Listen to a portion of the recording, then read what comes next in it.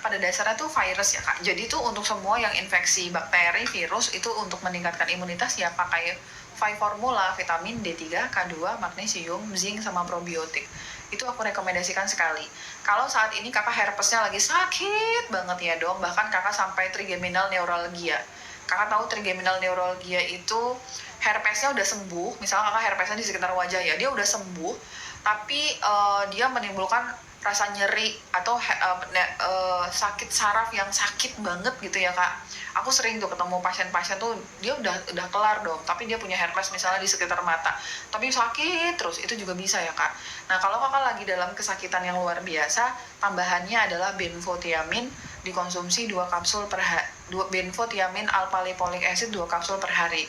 Tapi untuk meningkatkan imunitas tadi ya Kak, vitamin D3 bisa naik di 20-30 ribu IU, magnesiumnya pakai, kalau Kakak kesakitan pakai magnesium malate ya Kak. Untuk yang nyeri-nyeri magnesiumnya malate di mana dia berada, di sini dia. Untuk yang nyeri-nyeri magnesiumnya pakai magnesium malate 1 tablet sesudah makan pagi, siang sama sore, kemudian probiotik dan zinc ya teman-teman. Kalau untuk sarafnya benfotiamin ala. Kakak amirantin atau kinase dan potasium dikonsumsi berapa lama untuk penderita hipertensi? Kakak asiknya suplemen itu bisa kakak konsumsi seumur hidup. Potasium, vitamin D3, K2, dan magnesium bisa kakak konsumsi seumur hidup dengan catatan lagi ya Kak. Potasium itu tidak boleh dikonsumsi kalau kakak mengalami penurunan fungsi ginjal. Selama kakak tidak mengalami penurunan fungsi ginjal, kakak boleh konsumsi dia dalam jangka waktu yang panjang karena memang tubuh kita membutuhkan potasium. Nah, tokinase dan tosera itu sebenarnya itu tuh boleh dikonsumsi seumur hidup selama kakak tidak ada perdarahan. Selama nggak ada perdarahan, boleh dikonsumsi seumur hidup. Kalau misalnya kakak ada perdarahan, tiba-tiba kakak lagi ngeludah ada darah, kencing kakak berdarah, kakak kejedot dikit tapi langsung biru, merah-merah, itu perdarahan di bawah kulit. Stop. Tapi selama tidak ada keluhan itu, kakak boleh konsumsi dalam jangka waktu panjang, bahkan seumur hidup kakak, gitu. Dok, cuka apel setelah dibuka kemasan berapa lama tahannya dong? Aku kok nggak pernah lama ya Kak. Aku tuh karena setiap hari minum cuka apel, jadi aku nggak pernah lama. Ya kakak ikutin berapa tanggal expirednya ya Kak. Selama kakak menutupnya dengan rapat, tidak langsung terkena matahari, boleh-boleh saja. Dok, D3 4000 IU produk Vitalife udah BPOM murah juga, apakah rekomendasi atau overclaim dok? Yang pertama, aku nggak tahu Vitalife itu merek apa, mohon maaf lahir batin ya Kak. Aku balik lagi ya Kak, kalau aku nggak pakai, aku nggak tahu Kak, beneran. Oke, kemudian 4000 IU. Aku hanya, ini 400 atau 4000 sih, 0-3 ya, 4000 IU. Kakak, kalau untuk dewasa tuh aku dari dulu kan di atas 18 tahun itu dosisnya 10.000 IU Kakak. Di atas 18 tahun itu vitamin D3 K2-nya 10.000 IU. Boleh konsumsi 4.000 IU untuk anak di usia 14 sampai 16 tahun dari aku ya Kak. Kalau di atas 18 tahun tuh 10.000 IU Kakak. Berberin untuk diabetes boleh seumur hidup dong? Boleh. Kakak, aku tidak diabetes, aku konsumsi berberin. Berberin itu selain untuk menekan lonjakan insulin, dia juga bisa untuk meningkatkan antioksidan dalam tubuh kita dan menurunkan peradangan. Jadi walaupun aku tidak diabetes, aku konsumsi berberin Kakak, gitu. Apalagi kalau aku cheating ya. Misalnya lagi lebaran kemarin kan, segala nastar masuk, kemudian aku makan lontong masuk gitu. Aku sebelum makan, aku konsumsi dulu berberin gitu. Jadi itu asiknya suplemen itu bisa dikonsumsi seumur hidup untuk pemeliharaan Kakak. Tadi pagi bangun tidur selalu bersin-bersin, sekarang udah nggak lagi. Apa karena rutin D3K2, magnesium, probiotik dong? Betul Kakak Jesri, ini yang kita rasakan. Teman-teman tuh suplemen itu nggak ngebuat kalian sadarnya cepat. Jadi gini ya, kalau kalian minum suplemen itu kayaknya nggak ada efek gitu. Tapi nanti tuh kakak bakalan sadar, kok saya nggak sakit ya gitu. Teman-teman yang lain batuk, kok saya nggak sakit ya gitu. Nanti kakak akan ada di fase itu. Kalau kakak mau cepet, tapi dia bukan yang buat kakak sembuhnya cepat. Karena suplemen tuh jalannya lama. Kalau misalnya nih kakak demam, kakak nggak bisa minum vitamin D3 mengharapkan demam kakak turun. Nggak bisa. Karena jalurnya itu tuh vitamin D3 itu tuh meningkatkan imunitas dulu, menciptakan sistem alamiah tubuh kakak, baru kakak imunitasnya bagus. Kalau misalnya demam, kejang, itu kakak jangan bergantung pada suplemen. Itu nggak aku bolehin. Aku walaupun dokter fungsional, cuman aku rasional. Untuk kasus-kasus yang tidak bisa dengan suplemen, aku akan bilang, Kak ini nggak bisa dengan suplemen, kakak harus minum obat gitu. Kayak demam, kejang, kemudian tuh kakak memang perlu antibiotik, ya silakan konsumsi gitu. Tapi nanti kalau misalnya kakak pengen terhindar lagi dari demam, kakak terhindar lagi dari flu, kakak bisa mengandalkan suplemen. Nanti tiba-tiba kayak kakak Jessie, kok saya nggak sakit ya, orang-orang lain sakit kok sakit ya, kok saya nggak sakit ya gitu. Nanti kakak akan ada di momen itu. Jadi tuh makanya tuh aku selalu menganjurkan, walaupun saat ini kakak sehat walafiat pun, silahkan investasikan dana kakak di suplemen kakak ya. Kak, zinc quercetin dikonsumsi berapa lama?